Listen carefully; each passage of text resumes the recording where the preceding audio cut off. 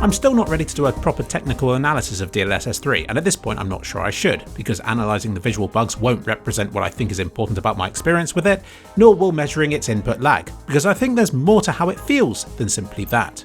Plus, Digital Foundry's preliminary testing of it has already proven fascinating, and I'm absolutely sure they'll do a great job of covering the technical ins and outs of it later on.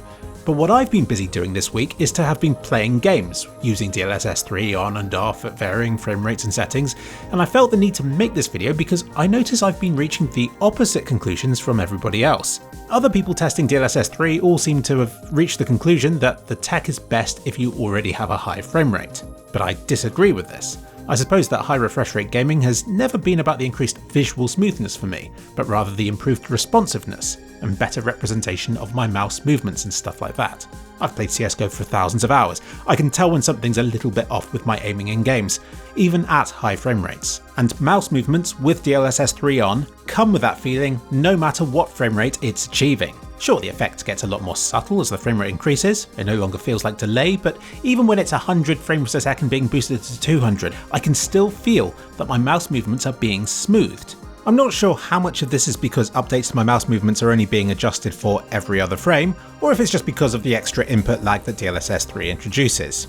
I suspect it's a bit of both these things. But yeah, whatever the reason, it feels like my mouse movements are a bit less responsive than were DLSS not on in the same situation. My thoughts on the matter are, if you're already getting high numbers of frames a second, you're already getting a highly responsive experience, so why would you trade some of that just to get even more frames a second? It seems to kill the very purpose of getting more frames a second in the first place. Back before DLSS 3, there were two target frame rates I used to aim for, one for watching stuff and another for playing. For watching stuff, I am happy with how smooth 60 FPS looks. Motion blur, in my opinion, is all that's needed to bridge the gap between that and infinity. But when I'm playing games and controlling the action, I can feel the benefit of more frames a second a lot more obviously. How many frames a second I want depends on the genre and more specifically how I'm controlling it. I'm very happy with DLSS 3's responsiveness in controller-based titles, or in flight simulators or racing games. I'm even okay with it in mouse-based games like Cyberpunk, where it's less competitively focused or challenging, and especially since so much of my time in that game is spent just exploring and driving about. But I wouldn't play Counter-Strike with DLSS 3 on. In other words, the more frames a second you currently need to play a certain type of game, the less likely I'd be to recommend DLSS 3 in that title. So in that regard, it's a different and much more complicated beast to talk about than DLSS 2 is, which I would happily enable in any sort of game that supports it. DLSS 2 increased your frame rates with the only possible downside being visual artifacts of some sort. My stance on it was, yes, it was absolutely worth using, but I could understand focusing on its visual artifacts because that's the only sort of trade-off you could fixate on when analysing it. Enabling DLSS was essentially 100 steps forward for maybe 5 steps back. A no-brainer to use. But DLSS 3 is more like any number of steps forward, ranging from 0 to 100 depending on the game you're playing and your computer's hardware, but then up to 100 steps back again in regards to visual bugs and, more importantly, the increased latency. For me, the visual bugs are a non-issue compared with the latency, which is why I'm not so interested in spending my analysis of DLSS 3 studying these visual bugs so much. I'll get my thoughts on them out of the way right now. 99.9% of my experience with DLSS 3 has been artifact-free, because other than specific examples which have been covered by others already, and which I'll also be touching on in a bit, I have been unable to see the graphical bugs with this technology, even if I can see them if I then replay the same scene but in slow motion. I really want to elaborate on how good its frame rate conversion quality is, because if I spend my whole time nitpicking it, then you might get the wrong impression. The frame it generates between the two existing ones is so good in quality that there's little room for improvement, and any sort of mistake it does make is gone the following frame anyway. You'd think that shaking your mouse about would generate glaring mistakes around the edges of the screen, wouldn't you? But it doesn't. It looks better than it has any right to, as you can see from this frantic footage of me acting inappropriately in this scene. This sort of violent motion would normally transform image interpolation into a blobby, incoherent mess, but it doesn't. Yes, when you freeze a frame, you can see that newly introduced information looks kind of blobby and half invisible. When a character's waving his arms about on screen, you can tell that the converted frames don't preserve his outline so crisply and stuff like that. But in practice, when you're playing the game, you just won't see this stuff. You really have to go out of your way to see DLSS 3's image's shortcomings. To put it simply, I am less likely to be distracted by DLSS 3's visual bugs than I am from their absence when I feel they should be there, and I often check the graphics menu just to make sure the feature is on. That is how good the general experience I've had with DLSS 3 is. I may get better at spotting its shortcomings as time goes on, but right now, the areas of the image where it does make mistakes also happens to be the same areas where motion blur and temporal anti-aliasing is making mistakes already. So a lot of the time I spot something that looks off, I disable DLSS 3 and it still looks off, and I realise it was never the framerate conversion bit of it that was the problem in the first place. The exceptions to this rule are scene changes and HUD elements, which are aspects of the image that DLSS 3 tries to interpolate when it clearly shouldn't, nor should it need to. I really expect these to be the first bugs to be remedied come DLSS 3.1, because with the amount of information the technology has about the game it's upscaling, it shouldn't be hard to omit these things from the framerate conversion process. The problem I have in conveying the visual impact that DLSS 3 has, or rather doesn't, is because it's impossible to show you how this looks on my screen. I'm using a 144Hz panel, but even if I could capture it at 144Hz, the 60fps playback on YouTube will never show you exactly how the effect looks, because every image displayed on YouTube will persist for longer than it does on my screen, and it'll be unlikely to show the same consistent real DLSS pattern to the frames that I'm seeing. So I'll just describe how the HUD artifacts on Formula 1 look, since they're among the most obvious bugs with the conversion process right now. At high frame rates, the HUD errors look like VSync tearing. At lower frame rates, they get more noticeable and look more like an odd smudging or vibrating of the writing. Your best chance of noticing framerate conversion artifacts is when they repeat themselves in a predictable manner.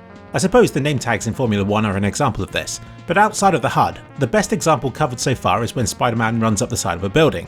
Digital Foundry's video covered this nicely. Artifacts in this situation are noticeable because, even if the bugs are difficult to spot the first few times, by the time the same motion has repeated itself a dozen times, you will start to notice them. Here's the problem that I, and likely every tech reviewer, has when covering this sort of thing. When analysing DLSS, we want to point out its shortcomings, but it's very hard to convey it to viewers in a way that represents the severity of the problem. Like, this to me is not severe enough that you shouldn't use the feature, because while it might take up 10 to 20% of an analysis video about DLSS 3, in reality it's a flaw that presents itself in like 1% of the image and can only be seen in very particular circumstances. So no, all the imperfections with its image quality that I've seen so far do not outweigh the benefit of up to double the frame rate that the feature comes with.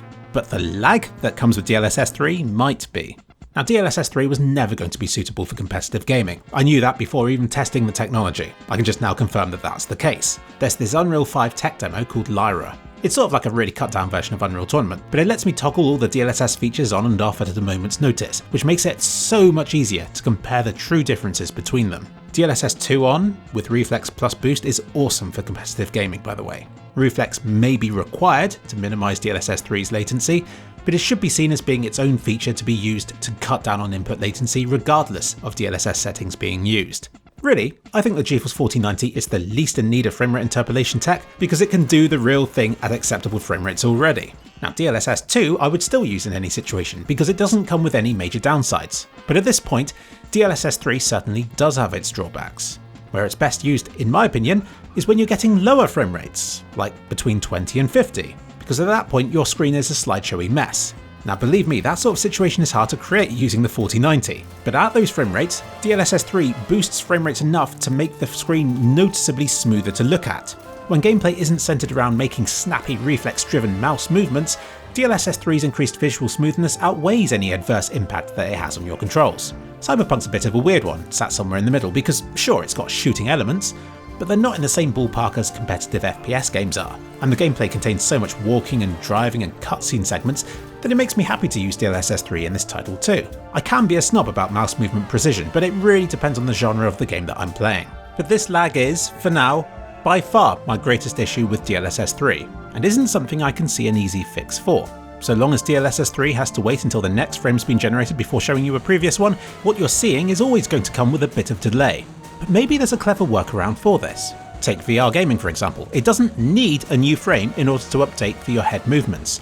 So if there was some way that your image could update for your mouse movements separately from the frame generation, then this could mitigate my major gripe with DLSS 3.